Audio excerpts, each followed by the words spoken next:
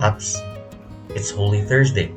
So, tayo na't magbisita iglesia at ating silayan ang magaganda at mga makasaysayang simbahan sa bayan ng Cavite. Tara, lamerda na tayo!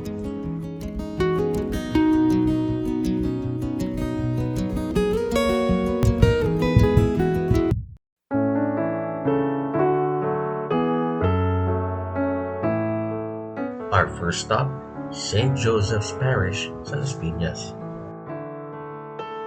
The church was built between 1797 to 1819 and has a Baroque architectural style na gawa sa adobe or volcanic stones. This structure houses the unique 19th century church organ made up of over 900 bamboo pipes, which was completed in 1824 by a Spanish priest named Diego Serra.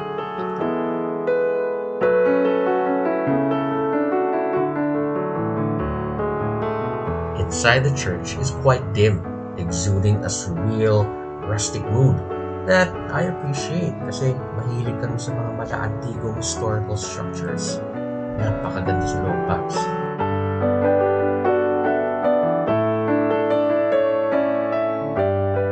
Through age and numerous natural disasters, the bamboo organ had become unplayable for a very long time until 1972 when it was shipped to Germany for restoration. The bamboo organ regained its glory in 1975 and was declared a National Cultural Treasure in 2003, tanda ng pagkakakilanlan ng bayan ng Las Piñas. Ayos dito, Paps.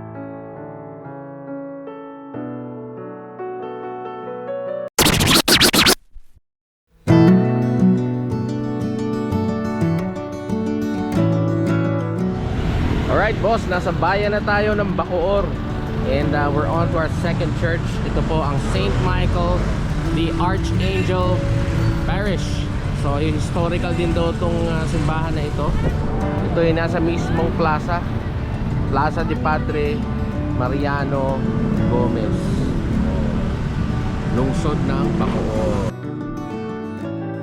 The church is situated right in front of the Bacoor Hall of Justice and is also just meters away from the first seat of office of the Philippine Revolutionary Government in the 1800s. The historical significance or relevance of this church is associated with Father Mariano Gomez, a Filipino revolutionary priest during the Spanish colonial period na isa sa tatlong paring martir ng Gomburza. Father Gomez, alongside Fathers Burgos and Zamora, were sentenced to die by garrote in 1872 on charges of subversion leading to a failed mutiny in Cavite by the Spanish colonial government. The parish of St. Michael the Archangel was established on January 18, 1752 in Bacoor and is one of the oldest churches in the province of Cavite.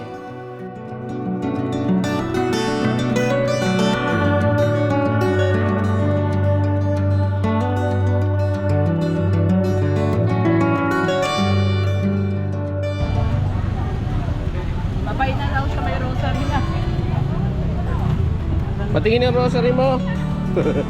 Babait ka naman yan. May ubi ako po. Very good. Inisapa lang nila po.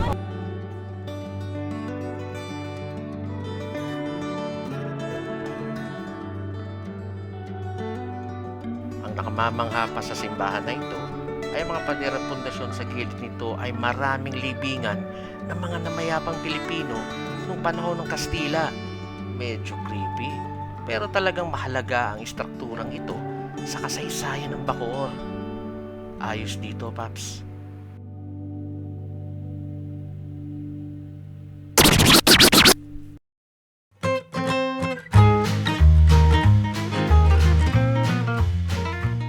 It's almost noon, Paps, so we're hitting the road towards the town of Maragondon para dayuhin ang isa sa aming paboritong kainan dito sa Cavite.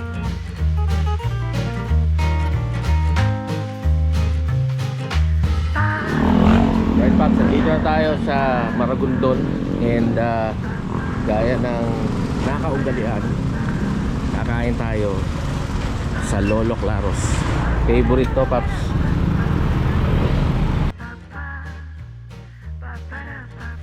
Ito ang iconic na Lolo Claros ng Cavite, Paps. They specialize in our favorite Filipino Chinese cuisine. Pero syempre, ang pinakasikat at talaga namang dinadayo dito ay ang kanilang fried chicken, crispy pata at lumpia.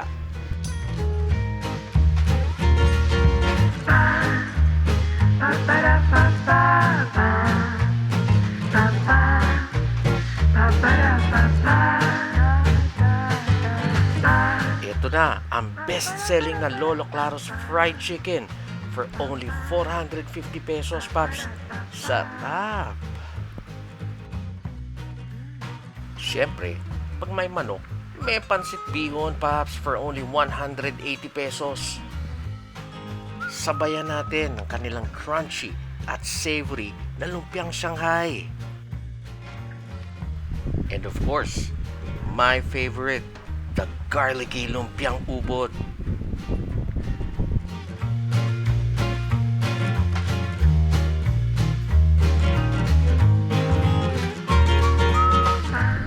Juicy, Paps. Bagay na bagay sa banana ketchup.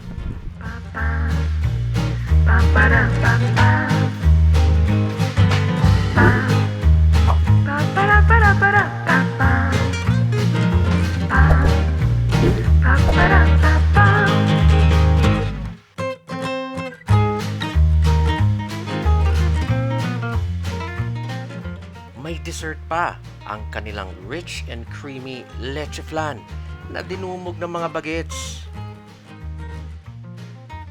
Paps, alam mo ba kung ano nagpapasarap sa manok ng Lolo Claros? Patis lang at walang breading. Pero kaya sumabay sa manok ni Paring Max. So when in Cavite, you gotta drop by Lolo Claros. Ayos na ayos dito, Paps.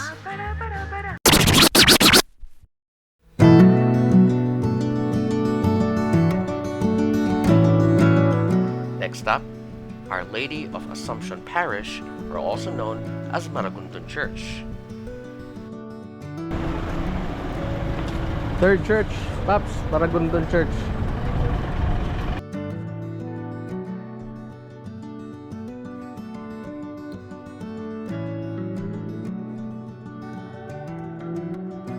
The church is the only heritage structure in the municipality of Maragondon, Cavite. It was declared by the National Museum as a National Cultural Treasure on June 30, 2001. Our Lady of Assumption is considered as the best preserved church complex in the province. It was first built in 1618 by the Jesuits na naging ganap na parokya noong 1627. Paps, halos 4 centuries na palang simbahang ito at puro materialis puertes pa din. Guardia Civil na lang ang kulang. Maragondon Church is unique among Jesuit churches for its proportion. The facade is narrow but lengthy, and to its right stands a 5-story bell tower na gawa sa mga bato mula sa Maragondon River. To its left is a well-aged convent built in 1666 and believed to be where Filipino hero Andres Bonifacio and his brother Procopio were imprisoned prior to their execution. The Maragondon Church is literally a walk into a period of our history. Ayos dito, Paps.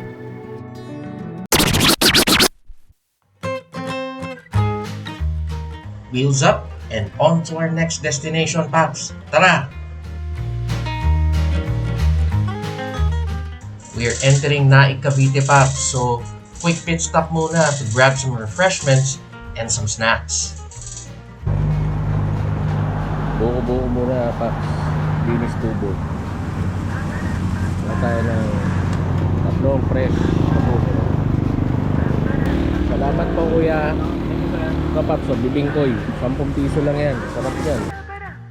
Buko bibingka is a Pinoy rice cake made of glutinous rice, eggs, coconut milk, and in some versions, may jackfruit strips and mung beans.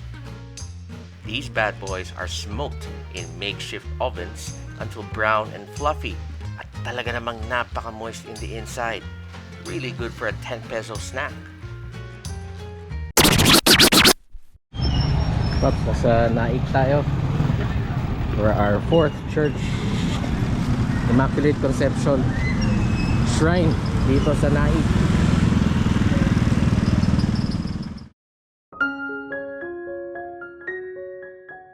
The Shrine of the Immaculate Conception or Naik Church ay sinasabing pinakamalaki at pinakamahabang simbahan sa lalawigan ng Cavite.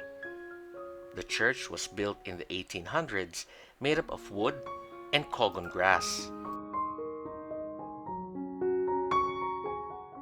The structure is 5 stories high, almost 10 blocks long, and has a neo-Gothic style design that illuminates its elegance. The interior is so divine, Paps.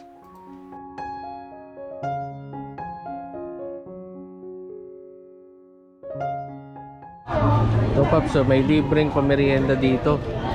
Yung lokal na pamahalaan po ng Naik para sa mga lahat po ng nagsisimba. Wala, bawal po. Hello po. Salamat po, ma'am. Ito po. Ginatan po. Apo, ginatan po. Ay, salamat po. Sige po, kuha. Ay, magkano kasi marami. Ay, ito, marami. Ano po ito? Salamat po. Ay, ginatan. May patubig pa. Libreng tubig. Hello po. Ayan. Hello po. May libre pong patubig. Grabe, napaka-generous nitong Nawaresa at ng lokal na pamahalaan po ng Naik. May libreng pamerienda sa lahat ng mga nagsisimba. Ayan, may libreng fishball at saka juice. Tubig. Diba? May burger pa, Papso. May ginatan. Ano yan? Ay, bilo-bilo. Ayun o, doon sa dulo. Kapay po. Salamat po. Opo, oh.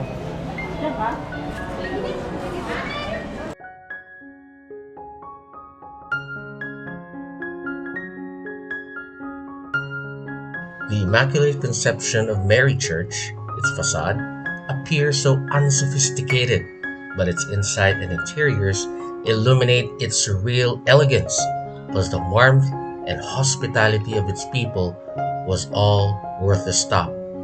Ayos dito, Paps. We are now in General Trias, Paps, on our way to our 5th stop. Tara!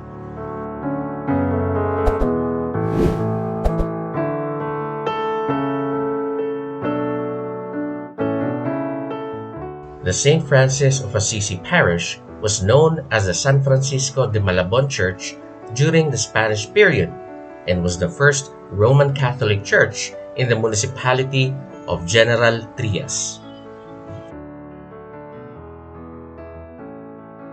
The church boasts of a rustic exterior with its distinct carvings on its facade and an astounding interior emphasized by a huge altar enshrining an image of Our Lady of Porta Varga and its majestic ceiling design depicting the Pentecost. Ayos dito, Pops. Established by the Franciscans in 1611, the structure was later turned over to the Jesuits in 1624. Earthquakes of 1880 partially damaged the church and was restored in 1885. It was then declared as a historic structure in 1992 by the National Historic Institute because of its historical significance.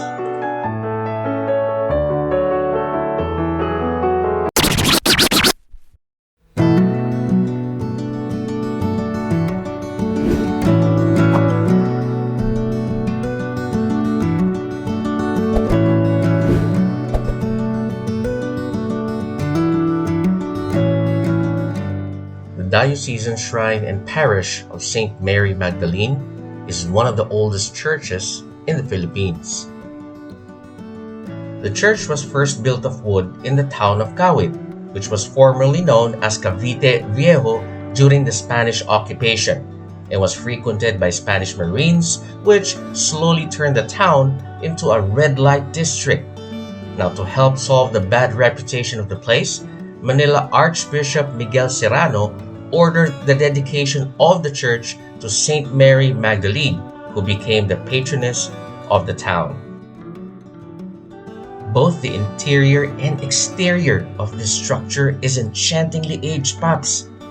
These walls literally give you the ancient feels, and the altar, the ceiling, depict the Romanesque cathedrals in Europe. Nakakamangha, Paps. Quick trivia, Paps. Emilio Aguinaldo, the president of the First Philippine Republic, was actually baptized in this church, and his birth certificate is kept on the site of the altar. At alam nyo ba that the church is also known for healing and resolution to personal problems? Ayos ah.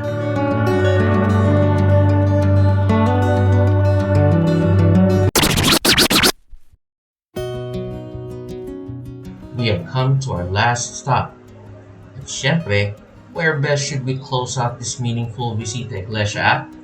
Sa aming bayan ng Parañaque, at the National Shrine of Mary Help of Christians. Well, thanks for watching, Pops, and see you on the next one.